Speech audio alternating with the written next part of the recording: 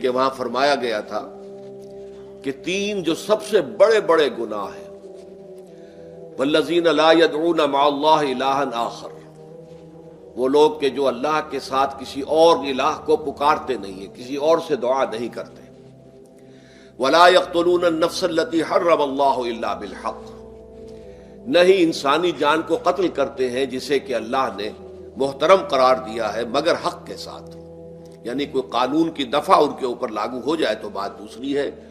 قتل عمد کے قصاص میں قتل ہوگا، یا یہ کہ زنا اگر شادی شدہ مرد یا عورت کرتے ہیں تو ان کی سزا جو ہے وہ رجم ہے، جو قتل کی ایک بہت ہی شدید شکل ہے، یا مرتد کی سزا قتل ہے، اور یا پھر یہ ہے کہ کافر کو قتل کیا جا سکتا ہے جو حربی ہو، جس کے ساتھ جو جنگ ہے وہ ڈکلیئرڈ ہو۔ ان چار صورتوں کے علاوہ کسی انسان کو کسی حالت میں کسی جذبے کے تحت قتل کرنا جائز نہیں ہے، حرام ہے، حرام مطلق ہے۔ یہ ہمارے ہاں جو وہ عزت کے نام پر آنر کلنگز جو ہو رہی ہوتی ہیں، یہ سب کے سب جو ہے جرم ہے اسلام کی نگاہ میں۔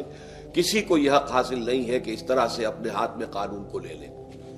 لیکن اس کے بعد فرمایا تھا کہ جو لوگ یہ کام کرتے ہیں تو پھر یہ ہے کہ یلقا اساما، وہ اس کی پاداش بھگت کر رہیں گے۔ یضاعف لہ العذاب یوم القیامہ، ان کے لیے قیامت کے دن عذاب دگنا کر دیا جائے گا، بڑھا دیا جائے گا۔ وَيَخْلُدْ فِيهِ مُهَانًا، اور وہ رہیں گے اس میں ہمیشہ ہمیش نہایت ذلت کے ساتھ، رسوا ہو کر۔ إِلَّا مَن تَابَ وَآمَنَ وَعَمِلَ عَمَلًا صَالِحًا، اس میں استثناء ہے کہ جو توبہ کرے اور تجدید ایمان کرے یا ایمان لائے۔ اگر پہلے کافر تھا تو ایمان لائے گا، اور اگر پہلے مسلمان تھا لیکن یہ کہ یہ گناہ سرزد اس سے ہوا تو گویا کہ ایک طرح کے کفر میں وہ داخل ہو گیا تھا، ایمان حقیقی سے محروم ہو گیا تھا، تو گویا کہ تجدید ایمان کرے۔ الا من تاب وآمن وعمل عملا صالحا، اور پھر اس کا عمل تبدیل ہو جائے، عمل درست ہو جائے، غلط کام کو فی الواقع چھوڑ دے۔ فاولئک یبدل اللہ سیئاتہم حسنات، تو یہ وہ لوگ ہیں کہ اللہ تعالیٰ ان کی برائیوں کو بھلائیوں سے بدل دے گا۔ یہ بات جو ہے بہت بلند ہے، اس میں اللہ تعالیٰ کی طرف سے وعدہ جو ہو رہا ہے کہ فاولئک یبدل اللہ سیئاتہم حسنات وکان اللہ غفورا رحیما ومن تاب وعمل صالحا، پھر دوبارہ تکرار کے ساتھ یہ بات آ چکی ہے، جو توبہ کرے اور پھر عمل اچھا کرے، فإنہ یتوب الی اللہ متابا، تو وہ ہے جو حقیقت میں توبہ کرتا ہے اللہ کی جناب میں جیسے کہ توبہ کرنی چاہیے، عمل میں کوئی تبدیلی نہ ہو، اور توبہ کی تسبیح ہوتی رہے، استغفر اللہ ربی من کل ذنب واتوب الیہ، آپ نے 10 تسبیحیں کر لی، 1000 مرتبہ کہہ لیا، یہ سب زیرو ہے اللہ کی نگاہ میں۔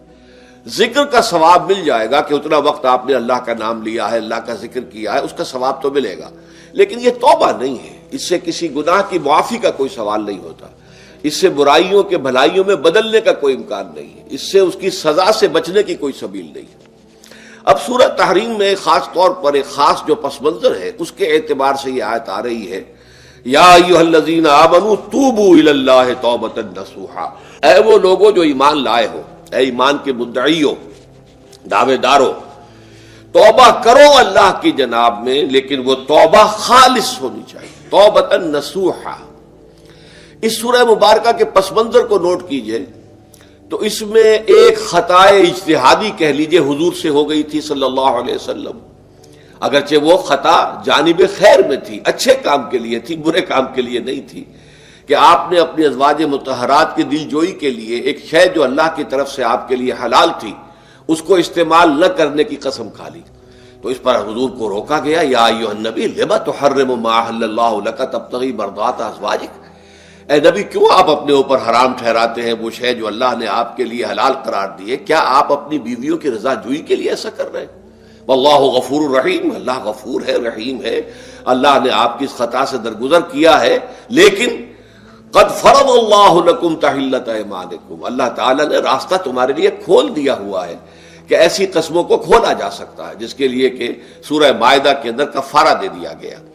تو گویا کہ حضور کو یہاں حکم دیا جا رہا ہے کہ آپ اپنی اس قسم کا کفارہ دیجئے، قسم کا، اور یہ جو قسم ہے اس کو کھول دیجئے۔ نمبر 2 پہ پھر 2 ازواج مطہرات کا معاملہ آیا کہ حضور نے ایک راز کی بات کہی ایک زوجہ محترمہ سے، لیکن انہوں نے وہ راز جو ہے وہ دوسری زوجہ محترمہ کو پہنچا دیا جن میں زیادہ آپس میں قریبی تعلق تھا. تو گویا کہ یہ بھی ایک طرح سے خیانت ہو گئی، اس لیے کہ راز جو ہے وہ تو ایک امانت ہوتا ہے، اور خاص طور پر عائلی زندگی میں میاں بیوی کے درمیان کے جو معاملات ہوتے ہیں وہ تو بہت ہی رازداری پر مبنی ہوتے ہیں. اس لیے ان میں سے کوئی چیز جو ہے جس کو خاص طور پر کہا گیا ہو کہ یہ ایک راز کی بات ہے جو تم سے کہہ رہا ہوں، کسی اور سے کہنا نہیں ہے، تو اس میں جو غلطی ہوئی ہے وہ بھی ایک بڑی غلطی تھی حضرت عائشہ صدیقہ رضی اللہ تعالی عنہا ان کی. تو ان دونوں کے پس منظر میں پھر تیسری بات آئی کہ اہل ایمان اگر تم غافل ہو اپنے اہل و عیال کی طرف سے اس اعتبار سے کہ ان کا کردار کیسا بن رہا ہے، وہ اللہ کے بندے ہیں یا کوئی غلطیاں کر رہے ہیں، خطا کر رہے ہیں، تو دیکھو یہ تم ان کے ساتھ جو ہے وہ محبت نہیں کر رہے، عداوت کر رہے ہو. اس لیے کہ تمہاری اس نرمی، تمہاری اس شفقت اور ان محبت کے اندر اس درجے بڑھ جانا کہ اس میں اللہ تعالیٰ کے جو حرام کردہ امور ہیں ان میں بھی تم ملوث ہو جاؤ، تو یہ گویا کہ در حقیقت تم اپنے آپ سے بھی دشمنی کر رہے ہو اور ان سے بھی دشمنی کر رہے ہو. اپنے آپ سے دشمنی کر رہے ہو کہ تمہاری عاقبت خراب ہوگی، ان سے دشمنی کر رہے ہو کہ ان کی اگر تربیت غلط ہو جائے گی تو گویا کہ وہ جہنم کا نوالا بنیں گے. اب اس تین چیزوں کے پس منظر میں فرمایا جا رہا ہے یا ایھا الذین آمنوا توبوا الی اللہ توبۃ نصوحا، اے ایمان والو، اے ایمان کے دعوے دارو، اللہ کے جناب میں توبہ کرو، لیکن توبہ خالص نصوحا. پہلی بات تو یہ جانیے، میں نے بھی یقیناً پہلے بھی عرض کیا ہوگا لیکن دہرانے میں کوئی حرج نہیں ہے، عربی زبان میں یہ دو الفاظ بہت قریب ہیں، آبا یعوب اوبن اور تابا یتوب توبن یا توبتن. آبا یعوب اوبن بھی ہوتا ہے واپس لوٹنا، لیکن یہ ہے کسی یعنی مادی چیز کی طرف سے واپس لوٹنا. ایک ہے تابا یتوب توبن یا توبتن، وہ کسی فعل سے، معنوی چیز سے پلٹ آنا، لوٹ آنا.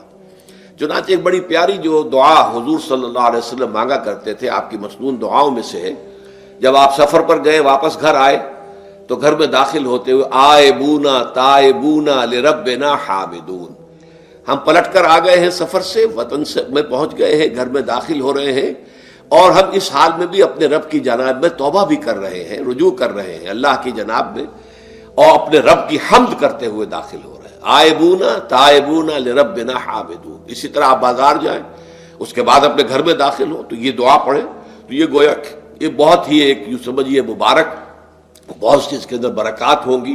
تو اس میں بھی لفظ آبا یعوب اوبن، تابا یتوب توبن، یہ دونوں کے بہت قریب آ گئے، آئبونا تائبونا لربنا حامدون.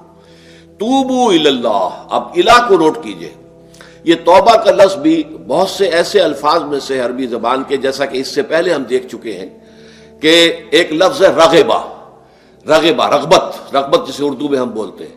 رغبہ الہ ہوگا تو کسی شے کی طرف رجحان ہونا، اس کی طلب پیدا ہو جانا، اس کی خواہش پیدا ہو جانا. اور رغبہ عن ہوگا تو کسی چیز سے متنفر ہو جانا، دور ہٹ جانا، دور چلے جانا. ورب ایک ہی ہے، پریپوزیشن کی چینج سے بالکل برعکس نتیجہ نکل آیا. ومن رغب عن سنتی فلیس منی، جسے میری سنت پسند نہیں ہے، جو اس سے ہٹتا ہے، پیچھے ہٹتا ہے، اس کو ترک کرتا ہے، اس کا مجھ سے کوئی تعلق نہیں.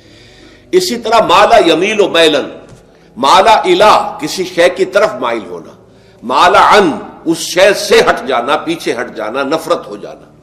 اسی میں وہ لفظ تھا سا، فقط سقط قلوبکما، تمہارے دل جو ہے وہ تو مائل ہو ہی گئے ہیں. سغا بھی الہ ہوگا تو اس کے معنی کسی شے کی طرف مائل ہو جانا، عن ہوگا تو کسی شے سے متنفر ہو جانا. تو وہاں میں عرض کر چکا تھا لقد سقط قلوبکما، تو اے نبی کی دونوں بیویوں، تمہارے دل تو یقیناً اللہ کی طرف مائل ہو چکے ہیں، توبہ کی طرف مائل ہو چکے ہیں، لیکن زبان سے یہ کہتے ہوئے کہ حضور معاف کر دیجئے غلطی ہو گئی، یہ اس میں ذرا حجاب آ رہا ہے. ظاہر بات ہے شوہر اور بیوی کے درمیان جس طرح کا تعلق ہوتا ہے تو اس میں یہ کہ بسا اوقات اپنی غلطی کو واضح الفاظ میں تسلیم کرنے میں کچھ ہچکچاہٹ سی ہوتی ہے. تو وہ ایک کیفیت تھی کہ تمہارا دل تو مائل ہو چکا ہے، لیکن یہ کہ تم ذرا زبان سے بھی کہو، اقرار کرو. اسی طریقے سے یہ لفظ توبہ ہے، توبہ الہ ہے، کسی کی جناب میں توبہ کرنا. جب اللہ تعالیٰ کی طرف توبہ کا لفظ آئے گا تو توبو الی اللہ توبۃ نصوحا، اللہ کی جناب میں توبہ کرو. اور جب اللہ تعالیٰ توبہ کرتا ہے، یہ لفظ جو ہے دو طرف استعمال ہوتا ہے، تواب بندہ بھی ہے، تواب اللہ بھی ہے. اللہ تواب ہے، بہت توبہ کا قبول کرنے والا، بندہ تواب ہے، بہت زیادہ توبہ کرنے والا۔ وہ حدیث میں آپ کو سنا چکا ہوں، کل بنی آدم خطاؤون وخیر الخطائین التوابون، تمام بنی آدم نہایت خطا کار ہیں، گناہ گار ہیں، غلطیاں ہوتی ہیں، خطائیں ہوتی ہیں، لیکن ان خطا کاروں میں بہتر لوگ وہ ہیں جو بہت توبہ کرنے والے، رجوع کرتے، پلٹتے ہیں، ان میں پشیمانی پیدا ہو جاتی ہے اور وہ اللہ تعالیٰ کی جناب میں رجوع کرتے ہیں، تو وہ تواب ہیں، بہت زیادہ توبہ کرنے والے۔ لیکن اللہ کی جناب میں توبہ جب بندہ کرتا ہے تو وہ الہ آئے گا، تابہ الہ، اس نے توبہ کی اللہ کی جناب میں۔ اللہ توبہ کرتا ہے یعنی اللہ تعالیٰ جو ہے اپنی نظر شفقت اور نظر رحمت جو پھیر دی تھی اس نے کہ ایک بندے نے گناہ کیا ہے، میرے حکم کی جو ہے خلاف ورزی کی ہے، معصیت کا ارتکاب کیا ہے، تو اللہ تعالیٰ اپنی رحمت اور شفقت کی نگاہ اس سے ہٹا لیتا ہے۔ لیکن جب بندہ توبہ کرتا ہے تو پھر اللہ تعالیٰ بھی رجوع فرماتا ہے اور اپنی شفقت اور رحمت اور مغفرت کے ساتھ بندے کی جانب متوجہ ہو جاتا ہے۔ لیکن وہاں تابہ اعلیٰ آئے گا، تم علینا، اے پروردگار ہماری توبہ کو قبول فرما، وہ اللہ کے ساتھ آئے گا۔ ہم جب توبہ کریں گے تو وہ الہ کے ساتھ آئے گا۔ تو یہاں فرمایا توبو الی اللہ، اللہ کی جناب میں توبہ کرو، پلٹو، رجوع کرو، اور توبۃ نصوحا، خالص توبہ۔ اس کی جو وضاحت تھوڑی سی میں ابھی کر چکا ہوں کہ خالص توبہ سے مراد کیا ہے۔ یہ نہیں کہ بس توبہ کی ورد ہو رہا ہے اور توبہ جو ہے وہ اس کے کلمات زبان سے ادا کیے جا رہے ہیں۔ بعض لوگ ہیں وہ جو آیت کریمہ ہے اس کا 1.25 لاکھ کا ہو رہا ہے، ورد ہو رہا ہے، کتنا ہو رہا ہے، اس کی تسبیحیں پڑھ رہے، اس سے کچھ نہیں ہوتا جب تک کہ دل کے اندر گناہ سے نفرت پیدا نہ ہو جائے، حقیقی پشیمانی نہ ہو کہ یہ مجھ سے بہت غلط حرکت سرزد ہوتی رہی ہے، پختہ ارادہ نہ ہو کہ آئندہ یہ کام نہیں کروں گا یا کروں گی، اور یہ کہ بالفعل بھی اس کام کو چھوڑ دے۔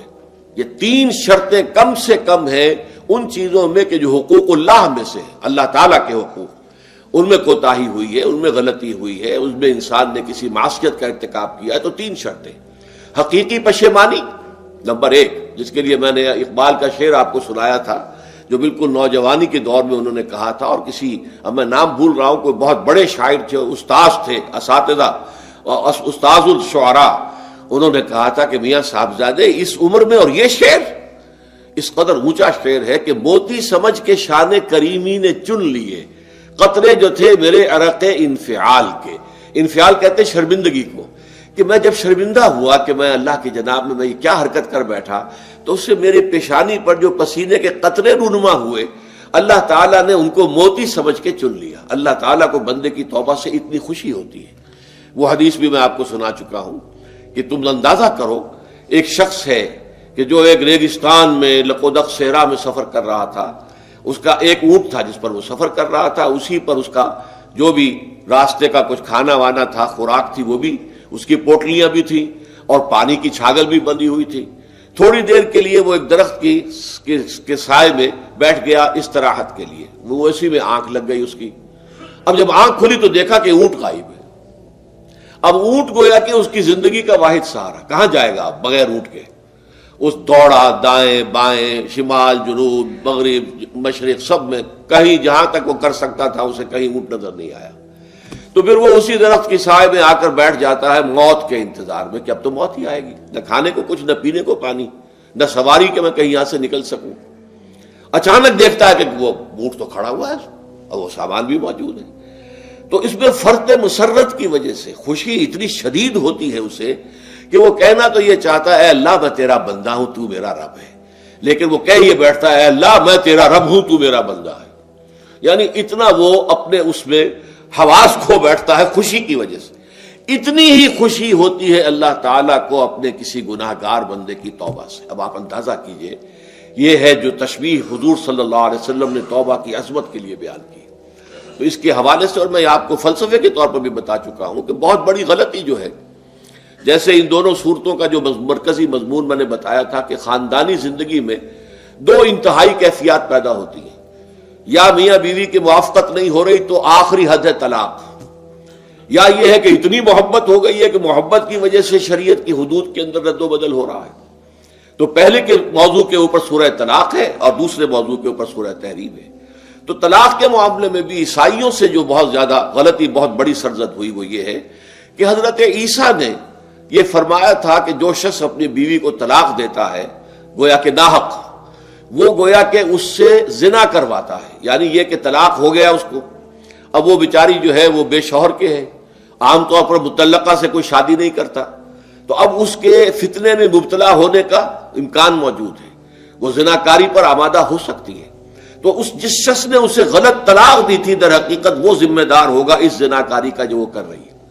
یہ اصل میں ایک اخلاقی تعلیم تھی جس کو کہ انہوں نے قانونی سمجھ لیا اور طلاق کا دروازہ بند کر دیا، حالانکہ شریعت موسوی میں طلاق کا راستہ کھلا تھا جیسے شریعت محمدی میں، کہ اگر کوئی صورت ایسی ہے کہ مزاج نہیں مل رہا ہے تو ٹھیک ہے، علیحدہ ہو جاؤ، سیپریشن کا راستہ کھلا ہوا ہے۔ اگرچہ اللہ کو حلال چیزوں میں سب سے زیادہ ناپسند طلاق ہے، اللہ چاہتا یہی ہے کہ یہ بندھن بندھ جائے تو بندھا رہے ساری عمر، لیکن یہ کہ یہ بھی نہیں ہے کہ گھر کے اندر چخ ہوتی رہے، چپکلش چلتی رہے، گھر کے اندر چین نہ رہے، راحت نہ رہے، باہمی اعتماد نہ ہو اور پھر بھی وہ بندھن بندھا رکھا جائے، اس کا کوئی فائدہ نہیں۔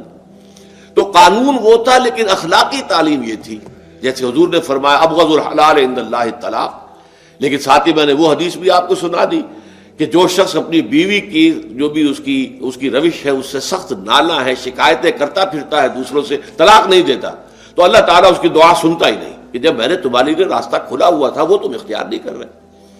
تو یہی معاملہ در حقیقت عیسائیوں نے اس حد تک بڑھایا کہ حضرت آدم اور حوا سے جو خطا ہو گئی تھی وہ خطا جو ہے وہ تو ہر انسان دنیا میں جو آتا ہے تو خطا کار ہے، وہ اپنے آباء و اجداد، اپنے اماں حوا اور اپنے ابا آدم کی خطا لے کر اپنے ساتھ پیدا ہو رہا ہے، تو گناہ گار ہے۔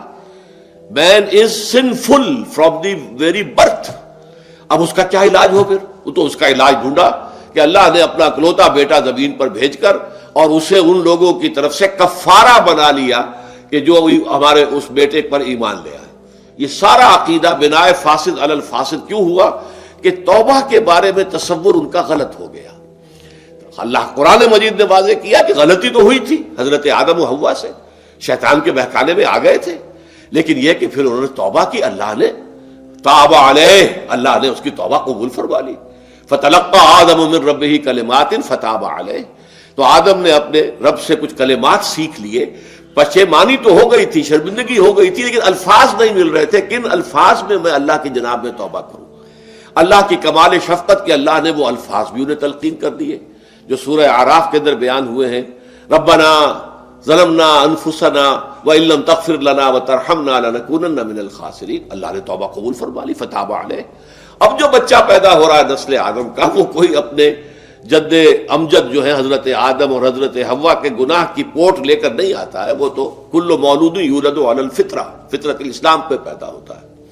تو توبہ کی در حقیقت جو عظمت اور حقیقت ہے ہمارے دین میں، اس کو نہ سمجھنے سے بھی بہت بڑی غلطیاں لوگوں سے ہو جاتی ہے، اور تاریخ انسانی میں اتنی بڑی بڑی غلطیاں ہوئی ہیں۔ طلاق کے معاملے میں بھی عیسائیوں نے پھر یہ کیا کہ سوائے اس کے کوئی شکل نہیں ہے کہ بیوی زنا کار ہو تو پھر تو طلاق ہو جائے گی، سیپریشن ہو جائے گی، لہذا جو طلاق دینا چاہتے تھے وہ ایسے مواقع پیدا کرتے تھے کہ بیوی زنا کرے، یا یہ کہ جھوٹی گواہیاں فراہم کرتے تھے زناکاری کی اور پھر اس سے چھٹکارا حاصل کرتے تھے۔ اس کے بغیر چھٹکارا حاصل کرنے کی کوئی شکل نہیں تھی۔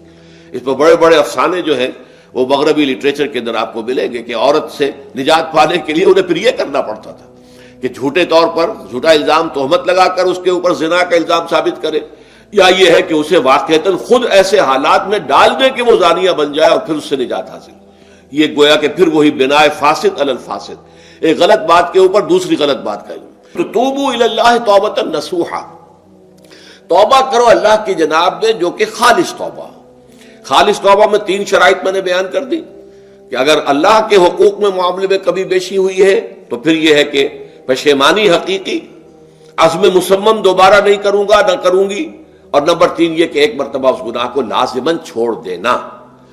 اس کے بعد جو ہے اگر یہ حقوق العباد میں سے ہے تو ایک چوتھی اضافی شرط ہے، یا تو اس کی تلافی کرو، اس کا پیسہ مارا تھا تو پیسہ دو، بہن کا حق جو ہے وراثت میں کھایا تھا تو اس کو ادا کرو، یا اس سے معافی حاصل کرو، یا پھر ایک شکل ہو سکتی ہے کہ اگر وہ فوت بھی ہو گیا ہے، اب کوئی شکل نہیں ہے، اس کی طرف سے صدقہ و خیرات کرتے رہو، اللہ یہ میں کر رہا ہوں اس کے حساب میں اس کو جمع کر دے، اور میری جو کوتاہی تھی اس کو معاف فرما دے، اس کو جو ہے وہ ڈیبٹ کریڈٹ ہو جائے گا، ورنہ پھر آخرت میں یہ ہوگا کہ آپ کی نیکیاں اس کے حوالے کی جائیں گی۔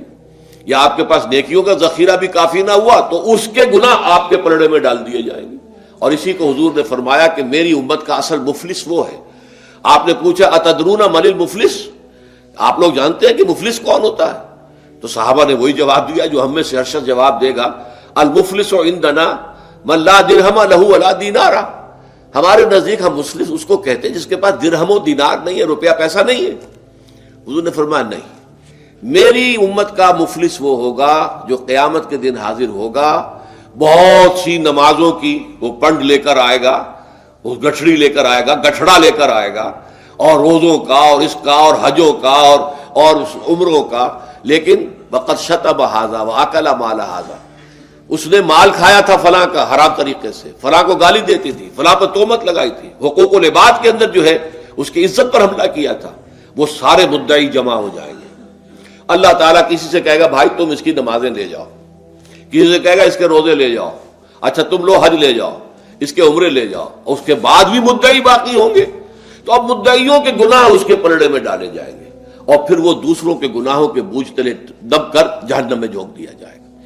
تو یہ حقوق العباد کے اندر معاملہ اس سے بھی کہیں زیادہ سخت ہے کہ جو حقوق اللہ کا ہے. اللہ تو بڑا غفور ہے، رحیم ہے، اس کے اندر وہ رعایت بھی کرے گا، لیکن حقوق العباد کا معاملہ اللہ کہہ دے گا یہ میرا معاملہ ہے ہی نہیں، یہ تمہارا آپس کا معاملہ ہے، تمہیں اس میں تو جو بھی ہے لین دین کر کے ہی معاملہ چکانا ہوگا، دے دے کر معاملہ ہوگا، اس کے بغیر نہیں.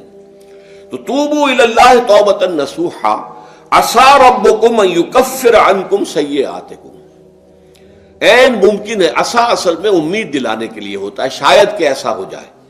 لیکن جب اللہ کی طرف سے یہ لفظ آتا ہے تو یہ یقینی معنی، یقینی وعدے، اللہ کا وعدہ ہے. اگر تم یہ توبہ نصوح کرو گے تو اللہ کا وعدہ ہے تم سے کہ وہ تم سے تمہاری برائیوں کو دور کر دے گا. یہ تکفیر کے لفظ کو بھی سمجھ لیجئے. کفر کا اصل معنی ہے چھپا دینا، دبا دینا. اسی لیے گناہ کا کفارہ ہوتا ہے. آپ سے گناہ ہو گیا، آپ نے کفارہ دے دیا تو گناہ چھپ گیا، دب گیا، اس کے اثرات زائل ہو گئے، وہ آپ کے نامہ اعمال سے اس کو ختم کر دیا جائے گا. یہ ہے کفارہ، کفارہ. کفار جمع ہے کافر کی. کافر جو ہے وہ حق کو چھپاتا ہے، اللہ کی دعوت جو دی جا رہی ہے اس کو دباتا ہے، تو اس معنی میں وہ کافر ہے، انکار کرتا ہے. لیکن یہ کہ ایک کفران نعمت ہے، کسی نے آپ پر احسان کیا ہے اور آپ اس کا احسان نہیں مان رہے، آپ کے لیے دل میں اس کے لیے کوئی احسان بندی کے جذبات پیدا نہیں ہوئے، تشکر کا جذبہ پیدا نہیں، یہ کفران نعمت ہے. تو تکفیر کس کو بھی کہتے ہیں؟ تکفیر اسے بھی کہتے ہیں مسلمان امت میں سے کسی کو نکال دینا، اس لیے کہ وہ بنیادی عقائد میں علیحدہ ہو گیا ہے. تو یہ پرجنگ ہے، یہ بھی تکفیر ہے. تو تکفیر اعمال کیا ہے؟ کہ برے اعمال کو دھو دے گا تمہارے نامہ اعمال سے. اور نمبر 2، تمہارے دامن کردار سے بھی دھو دے گا. جو غلطیاں تمہارے اوپر چلی آ رہی تھی، اتنے عرصے تک تم کرتے رہے ہو، تمہارا کردار جو ہے اس سے مقدر ہو گیا ہے، اس کے اندر جو ہے خرابی پیدا ہو گئی ہے، تو اللہ اس کو بھی دھو دے گا. تو دنیا میں بھی تکفیر کا اثر ہوگا کہ انسان کی اصلاح ہو جائے گی، اس کی سیرت و کردار جو ہے صحیح رخ پر آ جائیں گے. اور آخرت میں یہ ہے کہ اس کا جو اعمال نامے میں جو گناہ درج تھا وہ وہاں سے صاف کر دیا جائے گا، محو کر دیا جائے گا. یہ تکفیر 2 گناہ ہے. اور اس میں جو ہم سورہ الفرقان میں پڑھ کر آئے ہیں وہ اس سے بھی اگلی بات ہے. اولئک یبدل اللہ سیئاتہم حسنات. جہاں گناہ کا اندراج تھا وہاں اب نیکی کا اندراج ہو جائے گا. تمہاری سیرت و کردار میں جو گناہ کا پہلو تھا وہ اب نیکی کے پہلو میں بدل جائے گا. یہ تکفیر گویا کہ دنیا میں بھی اور آخرت میں بھی. عسیٰ ربکم، امید ہے اور اللہ کا وعدہ ہے کہ وہ تم سے تمہاری برائیوں کو دور کر دے گا. مطلب یہ کون انسان ہے جو برائی سے بالکل پاک ہے؟ کل بنی آدم خطاؤون وخیر الخطائین التوابون. توبہ کرو، توبہ نصوح کرو، اللہ تعالیٰ دھو دے گا. تمہارے دامن کردار سے بھی داغ اور دھبے صاف کر دے گا اور تمہارے اعمال نامے سے بھی. وَيُدْخِلَكُمْ جَنَّاتٍ تَجْرِي مِن تَحْتِهَا الْأَنْهَارُ، اور تمہیں داخل کرے گا ان باغات میں جن کے نیچے یا جن کے دامن میں ندیاں بہتی ہوں گی. یوم لا یخزی اللہ النبی والذین آمنوا معہ، وہ دن کہ جس دن اللہ رسوا نہیں کرے گا نہ نبی کو اور نہ ان کو جو ان کے ساتھ ایمان لائے. ان کے ساتھ ایمان لانے، ظاہر بات ہے انبیاء کے رسوا ہونے کا تو کوئی سوال ہی نہیں. یہاں اس کا ذکر جو ہے وہ تو صرف بطور تذکرہ کر دیا گیا، ورنہ اصل کیا ہے؟ جو نبی کے ساتھ ایمان لائے. اور نبی کے ساتھ ایمان لانے والوں میں درجہ اول کے لوگ وہ ہیں جو صحابہ کرام ہیں، جو حضور کے زمانے میں تھے حضور کے ساتھ دیا انہوں نے اپنے جان و مال سے حضور کے مشن کو تقویت پہنچائی. جہاں حضور کا پسینہ گرا وہاں اپنی خون کی ندیاں بہا دی، اپنی جانیں دے دی. تو وہ ہے اولین. لیکن اللہ تعالی ہمیں بھی ان میں شامل کرے، اس لیے کہ جیسے کہ سورہ بقرہ کی جو آخری سے پہلی آیت ہے اس کے اندر بیان فرمایا گیا کہ آمن الرسول بما انزل الیہ من ربہ والمؤمنون، ایمان لائے رسول محمد صلی اللہ علیہ وسلم اس چیز پر کہ جو ان کے اوپر ان کے رب کی طرف سے نازل کی گئی، اور ایمان لائے صاحب ایمان. وہ صاحب ایمان سب کے سب شامل ہو جائیں گے. تو قیامت کے دن اللہ تعالیٰ رسوا نہیں کرے گا. یوم لا یخزی اللہ النبی والذین آمنوا معہ، جس دن کہ اللہ تعالیٰ رسوا نہیں کرے گا نہ اپنے نبی کو صلی اللہ علیہ وسلم اور نہ ہی ان کو کہ جو ان کے ساتھ ایمان لائے. اور یہ آخرت کی رسوائی جو ہے بہت بڑی رسوائی ہے. دنیا کی رسوائی انسان جو ہے اس کو بہت ہلکا سمجھے، آخرت کی رسوائی بہت بڑی ہے.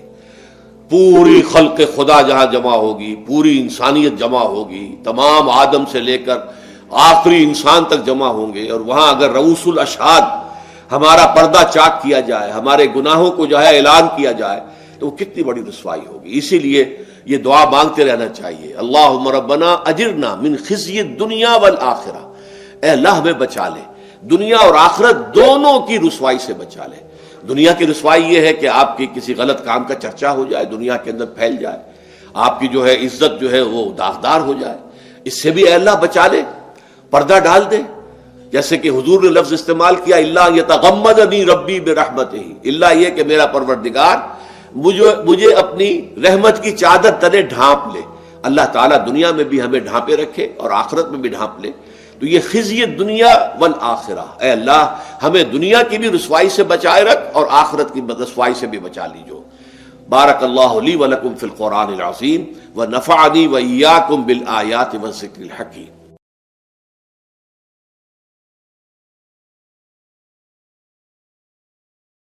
زبانی کلمہ ہر کوئی پڑھدا،